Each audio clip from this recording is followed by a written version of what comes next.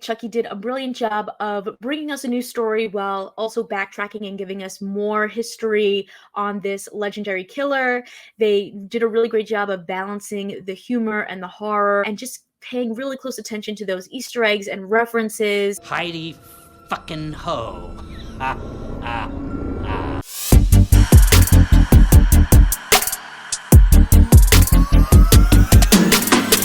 Kristen here, and we are exploring all of the references and Easter eggs I could find in the first season of Syfy's Chucky series. Let's dive on into it. The opening where we see Chucky sneaking up on his mom from his point of view feels similar to seeing from Glenn/Glenda's point of view in the opening scene from Seed of Chucky. It's also a homage to John Carpenter's Halloween. We see Tiffany Valentine walking through the yard sale scene in a bright red jacket with a glimpse of her blonde hair. The title music is a modified version of the theme in Child's Play 2, which can be heard when Chucky kills Mrs. Kettlewell. You've been very naughty, Miss Kettlewell. The Hack and Slash podcast gives us more information on young Charles Lee Ray in the headlines. This also sets up that we're in Chucky's hometown and hints that we're going to learn how he became a serial killer. We meet Jake's extended family when they come over for dinner, and we see that Logan and Lucas Wheeler are twin brothers, which could be a small nod to Chucky's twins, Glenn and Glenda. Don Mancini has said that the rocky relationship Jake has with his father over his sexuality was based on his own strained relationship with his own father. Jake makes a reference to the Vampire Diaries when he's caught listening to Devin's podcast. I was watching Vampire Diaries. The scene where Lexi catches a glimpse of Chucky running is similar to the original Child's Play where Maggie sees the same thing. When researching Good Guy dolls, Jake learns that they could be worth a pretty penny. He gets a call from an interested buyer warning him the doll is dangerous and to check Chucky's batteries. The voice of the caller is also Alex Vincent, better known as the original Andy Barclay. Be very careful with that doll. Do you understand? What? Have you checked his batteries? Jake does research into the Good Guy dolls and finds articles that tease past Child's Play movies, including Andy Barclay saying that Chucky killed, Andy's babysitter being killed, the South Side explosion that killed Eddie Caputo, Chucky beating the elementary school teacher to death, and the Play Pals CEO being murdered. Jake checking for Chucky's batteries parallels when Andy's mom checks Chucky's batteries in the original Child's Play movie.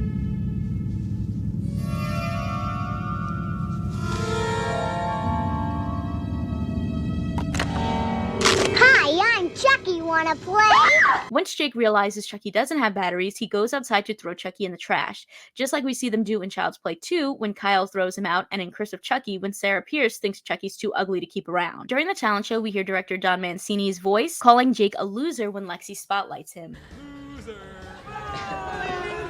We then see Chucky come to his defense to do a ventriloquist act with Jake. This is a reference to several things, including Glenn/Glenda being a ventriloquist dummy in Seed of Chucky, Chucky's Insult Emporium at Halloween Horror Nights at Universal Studios Hollywood, which was discontinued in 2008 due to complaints, and to the 1978 film Magic. At the end of the episode, Jake pulls out another Karen Barclay line, shaking Chucky and telling him to talk to me, damn it. I said, talk to me, damn it. I said, talk to me, damn it! Chucky gives off Exorcist vibes as he pukes up water to electrocute Jake's dad, and now Lucas Wheeler joins Dr. Ardmore, Tiffany Valentine, and Jill as electrocuted Chucky victims. It's insinuated that Chucky kills Jake's cat Binks, which could be a callback to the 2019 Child's Play movie where Buddy does the same. Binks is also a reference to Thackeray Binks, the boy who was turned into a cat in Hocus Pocus. We also hear a title drop as Detective Evans says Death by Misadventure, calling out the title of the first episode. So, what are we calling him? Death by Misadventure? For now. Episode 2 is titled Give Me Something Good to Eat. Given that this is a Halloween episode, it's fitting that they decided to name it after the classic Halloween trick-or-treat rhyme. Lexi says, fuck Jake Wheeler with a chainsaw, which is a play on the iconic line from the 1989 movie Heathers. You know, fuck Jake Wheeler with a chainsaw. Fuck me gently with a chainsaw. Seeing from Chucky's perspective in episode 2 also reminded me of that opening scene from Seed of Chucky where we see from Glenn and Glenda's point of view. Chucky gives us another reference to the Seed of Chucky when talking to Jake about his gender-fluid child, Glenn/Glenda. I have a queer kid. You have a kid. Gender fluid. And you're cool with it. I'm not a monster, Jake. When Jake's aunt and uncle take him in, they question if they're qualified to look after a boy like this who's gone through so much, sounding just like Andy's foster parents in Child's Play 2. I mean, are we even qualified to look after a boy like this? Lexi Cross's dad is played by Michael Theriault, who played the evil Dr. Foley in Cult of Chucky. So this isn't my first time in the Chucky story. I played Dr. Foley in Cult of Chucky. No one's going to listen to you. I died in that. And it's really exciting to be back as somebody else, a much nicer person. Lexi's mother, played by actress Olivia Allen Lynn's real-life mother, Barbara Allen Woods, quotes their family physician, Dr. Mixter. This is the name of a character in 1981's Halloween 2. Besides, Dr. Mixter says that Halloween is the perfect opportunity for you girls to bond.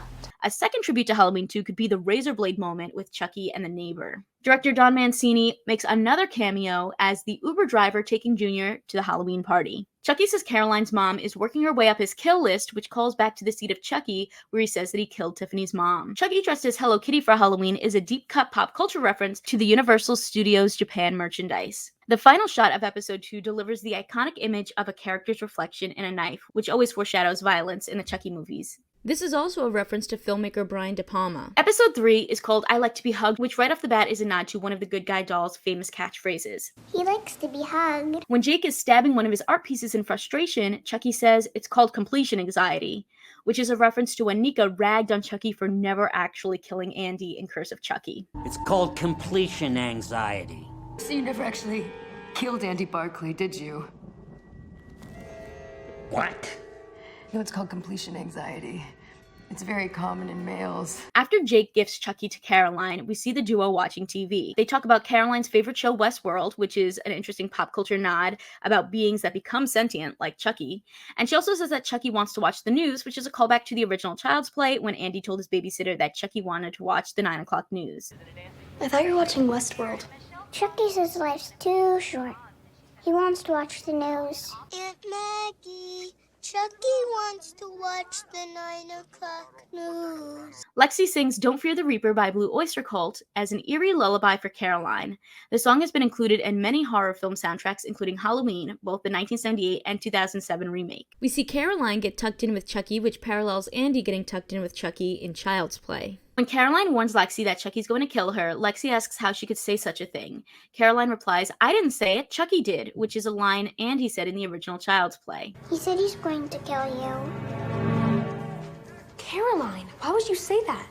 I didn't say it, Chucky did. The date of death on Charles Lee Ray's tombstone is November 9th, 1988, which was the release date for the original Child's Play movie. In episode 4, when Devin does research into Chucky Good Guy doll homicides, we see Easter eggs to Tiffany Valentine in Bride of Chucky and Nica in Cult of Chucky. In the flashback scenes, we see teenage Charles reading and playing twisted games inspired by Peter Pan.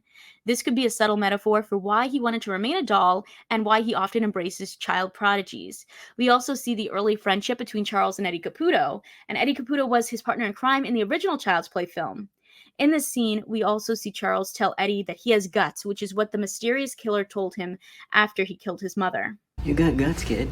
At the hospital, we see a child wearing Good Guy doll merchandise. While waiting for news at the hospital, a ball rolls down the corridor towards Jake, which echoes a moment from The Shining. When Lexi falls in the dilapidated house and Jake saves her, this is a homage to the Mount Rushmore scenes in Alfred Hitchcock's North by Northwest. When Chucky finally appears, he's all melty like Two-Face. This is just another cool look for him as he's had a lot of crazy designs over the franchise. When the detective grabs Chucky from the cross house, he says he's a fucking ugly doll. An old lady insulted Chucky in a similar manner in the original Child's Play. Ugly doll. Is this your sister's doll? Ugly fucking doll, if you ask me. Chucky says you may feel a prick when he stabs the detective with needles. This was the tagline for Cult of Chucky. You might feel a little prick. One of my favorite moments of this series has to be when Chucky gives off his stable middle finger to Jake, Lexi, and Devin, solidifying them as his adversaries. In episode 5, we learn about how Chucky and Tiffany really met. He hits it off with a blonde at a club who is implied to be Tiffany, although her name is Dolores, and they zero in on a redhead. When Charles takes out a knife, the blonde is horrified, while the redhead urges him on, Do it to me, now. And he kills the blonde while she joins in. She's revealed to be Tiffany and tells him that he should go by Chucky, while he tells her that she should be blonde. You should be Chucky. You know what, Tiff? You should be blonde. The incredible Fiona Dourif, who plays Nica, is Brad Dourif, who plays Chucky's real-life daughter. And in this episode, Fiona also took on the role of young Charles Lee Ray in the 80s flashback scenes with the help of makeup and special effects. It was incredibly spot on. When Lexi discovers Caroline has a new Good Guy doll, she attacks him to make sure he's just a doll, just like Andy did in Child's Play 2. Tiffany calls out a craving for Swedish meatballs, which was a signature dish of hers from the Bride of Chucky film. I was talking about a real snack like Swedish meatballs. While arguing with Chucky Nica, Tiffany yells, "My mother always said, don't let a man cockblock you from what makes you happy." Throughout the franchise, Tiffany has often spouted out words of wisdom from her mother. My mother always told me, never let a man cockblock you from what really makes you happy. And eating makes me happy! When Chucky shows up outside Caroline's window, he gives off major discarded toy vibes like Lotso Bear in Toy Story 3. Chucky takes the place of a Tommy Goodguy doll similarly to how he did in Child's Play 2. However, in that film, he physically replaced him, while this time he transfers his soul into Tommy's doll body. Chucky is thrown out twice in episode 5, once at the hospital where he falls into a pit of used needles and gets high, and once again when his melty body is found in Caroline's room after he took over Tommy's body. Of course, Chucky always comes back. This pit of needles and even a dead man in his underwear in the Nica, Chucky, and Tiffany apartment could be references to Saw and Saw 2. We get another Westworld name drop when Junior tries to engage with Jake, Devin, and Lexi after they've all been led into this whole Chucky experience. Chucky arranges Principal McVeigh in a Hannibal tableau when he kills her before a town meeting. Don Mancini worked on Hannibal and is friends with creator Brian Fuller. In episode 6, we finally get to see Andy Barkley and Kyle's return. They've been hunting down the dolls from the cult of Chucky. The doll they find in South Carolina was one of those dolls because that Chucky had his finger burned, which you can see in this episode, before the doll reveals itself to be alive. Andy also makes references to being in military school from Child's Play 3, and he talks about keeping a Chucky head hostage. Something I picked up in military school. Get to know your enemy. Episode 6's title, Cape Queer, is a nod to the film Cape Fear. Devin watches this movie in this episode and gets an inspiration from it for a booby trap. In a flashback, we see Tiffany and Chucky go to buy Tiffany's iconic car. It also has similarities to the demonic car Christine from the Stephen King book and John Carpenter movie, even having a murderous legacy. The salesman claims that the car is a true classic that never goes out of style. It's a stunning automobile, and a true classic never goes out of style. What'd you say? I said you got a real classic here. Liar. Chucky said that line in Bride of Chucky, but was referring to the joy he gets murdering someone with a knife. A true classic never goes out of style. Clearly he felt that way even back then because they kill the car salesman. Later, when the two are driving off, Chucky is seen reading a book called Voodoo for Dummies, which is a fun nod to Chucky's future with voodoo. What's that?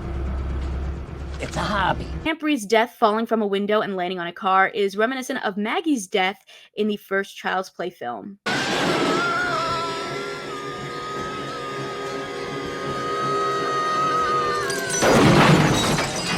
Tiffany and Nica Chucky playing poker is a nod to Jennifer Tilly being a professional poker player in real life. When Tiffany questions Nica about Niagara, it's a callback to when Tiffany and Chucky reaffirmed their love in Bride of Chucky. That was when Tiffany killed another honeymooning couple, and it led to the birth of Glenn and Glenda in the seat of Chucky. While Devin and Jake are waiting for Chucky to arrive, they talk about movies and their favorite final girls. They reference It and the Goosebumps books by R.L. Stine. Ironically, the Goosebumps books also featured a scary doll named Slappy. When it comes to final girls, Jake says Laurie Strode from Halloween is his favorite. Laurie Strode, hands down.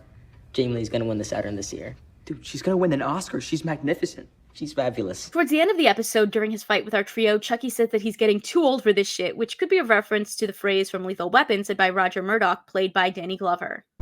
I'm too old for this shit. I'm too old for this shit. In episode 7 of The Funerals, Junior calls Jake a curse, which could be a nod to the curse of Chucky. Everyone around you dies.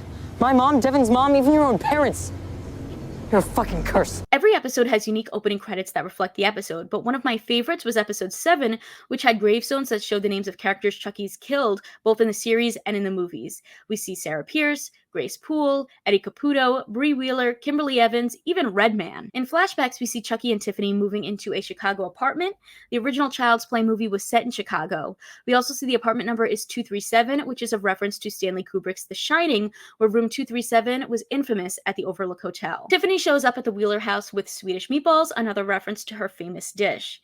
Junior tells her that he knows who she is, and he really meant From the Funeral, but she replies, "Aren't you a little young to have seen Bound?" This was a movie that Jennifer Tilly starred in 1996. When a drunken Logan interrupts Junior and Chucky's conversation, Chucky goes full exorcist, turning his head around and using the good guy doll voice to antagonize him. Hi, I'm Chucky, and I'm your friend till the end. Hi-yo! Ha ha ha! You sure drink a lot. Stop it. Glug, glug, glug. Get your fucking hands off me. It's interesting to see the Exorcist parallels that come before both Logan and Lucas Wheeler are killed. There's a moment when Chucky tells Junior that he has guts. You got guts, kid. And this is a super significant line throughout the series. The mysterious man who killed Charles's father tells him that when he learned that he killed his mom to help him. We also see Charles say that to a young Eddie Caputo, and now Chucky says that to Junior, hinting at what's to come. When Junior finally lashes out and kills his father, there are a ton of references that come together. The first homage is to that 1978 movie Magic, where you see the magician use his dummy to beat his agent. Using a doll as a murder weapon also happened once before when Tiffany used the Tiffany doll to kill Glenn/Glenda's nanny in Seed of Chucky. While Chucky flails gleefully to be used as a weapon, the patterns the blood splatter form are a tribute to the iconic patchwork Chucky look from Bride of Chucky and Curse of Chucky. After killing his father, Junior starts singing We Got the Beat by the Go-Go's as Chucky joins in. This is a callback to episode 4. It might signify a comfort song for Junior, as he last sang the song when he was going under at the hospital, or it could be a hint at Junior falling under Chucky's spell, as during that scene in the hospital, he sees a hint of Chucky in the hallway, and the song transitions into Chucky and Tiffany meeting in the 80s. The end of episode 7 confirmed that multiple killer dolls had been hanging around Hackensack. An army of Chucky dolls has been on the books since Child's Play 3, but it took time to realize that dream on screen because of budget. At the start of episode 8, we hear the classic good guy doll's voice saying previously on fucking Chucky, which was just so funny. Previously on fucking Chucky. When Andy enters Junior's home, we open the bathroom to find a full bubble bath, which is a reference to how Tiffany died in Bride of Chucky. We see Chucky hiding out in the toilet, similar to the title creature of Luca Berovici's 1985 film Ghoulies. When Junior asks Chucky why he didn't kill Andy, he said it's because he had a gun, and gives a call out to all of his Achilles heels, including the gun, axes, fire, and industrial-sized fans, which are real ways Chucky has died in the past. Chucky gets ready to attack Jake and Lexi, calling out, "Here's Chucky," which is another Easter egg to The Shining. Here's Chucky. We see Kyle wearing a similar black outfit to the one that she wore in Child's Play 2. When Chucky and Tiffany are fighting in his original home, Chucky calls out all of the times that he killed Tiffany. This'll make how many times have I killed you? Is it 3? No, 4. 4 if you count human bodies and doll bodies. When Chucky and Tiffany are finally reunited, she calls him Sweet Face, which is a classic pet name that she uses. Looking good, doll. You're not looking so bad yourself, Sweet Face. Chucky also gives a call out to killing Andy's babysitter back in the original Child's Play. You should have seen the look on his face when I whacked his babysitter. In a flashback, we also see that Tiffany called Detective Mike Norris in Chicago, which led to Chucky being caught. I'd like to speak to Detective Mike Norris, please. I have some information on the Lakeshore Strangler. Tiffany calls out the gift given to her by her darling Glenda, a bomb suitcase, giving us another reference to Glenn/Glenda of Seed of Chucky. What's that? Isn't it cute? My darling Glenda gave it to me. They have exquisite taste. Chucky is still able to move and talk despite being decapitated by Tiffany, a reference to the cult horror film Reanimator. In an effort to calm the town, Mayor Cross announces a charity screening of Frankenstein hosted by a celebrity guest. The celebrity guest is Jennifer Tilly, aka Tiffany Valentine, and she has plans to send evil Chucky dolls to needy children all over the United States. Ironically, Tiffany was also watching The Bride of Frankenstein in the bathtub when she died in Bride of Chucky. At the movie theater, Chucky starts stabbing people under their seats, which could be a callback to when Chucky tried to stab Detective Mike Norris under his car seat in the original Child's Play film. When Lexi confronts Junior at the movie theater, it seems like he would like her to be the Tiffany to his Chucky. When Jake finally faces off with Chucky, he goes on a power trip in his fight against Jake and calls out the power of Damballa. You're nothing against the power, the great almighty Damballa! You dare defy the almighty Damballa! Jake says Chucky is nothing more than Teddy Ruxpin without his knife. Like the Good Guy dolls, Teddy Ruxpin is an animatronic kid's toy from the 80s. You're just Teddy Ruxpin without a knife. As Andy drives away with the truck of Chucky dolls, he gives Tiffany the finger, which could be a way to reclaim that gesture most often used by Chucky, to reflect that not only did he beat them, but that Chucky betrayed her. We get an awesome cameo from the Tiffany doll in the back of the truck of Chucky dolls. She stops Andy with a gun and says to keep driving to the airport if he knows what's good for him. Andy, I don't think we've had the pleasure. I'm Tiffany, the doll, not the person. It's complicated. And the season ends with Chucky telling the story of what's happened this season in front of a fireplace. We also see him stuck in a fireplace in Child's Play and coming down the chimney in episode 6. So, I mean, Chucky's really like Santa. He's just always chilling by the fireplace, ready to give you that gift of horror. We learn that Tiffany has amputated Nica to control her, which could be a reference to the movie Boxing Helena. This series also ends with Chucky counting up his kills for a grand total of 21. This could be a reference to the YouTube channel Dead Meat, which is known for covering horror and for its kill count videos. Did you catch any references I might have missed? Make sure to leave a comment down below and let me know. Consider subscribing if you like my videos, and if you want to talk more TV and movies with me outside of the comments section, check out the exclusive Discord available on my Patreon at patreon.com/kmaldo. If you like this one, you can check out more of my videos right over here. See ya!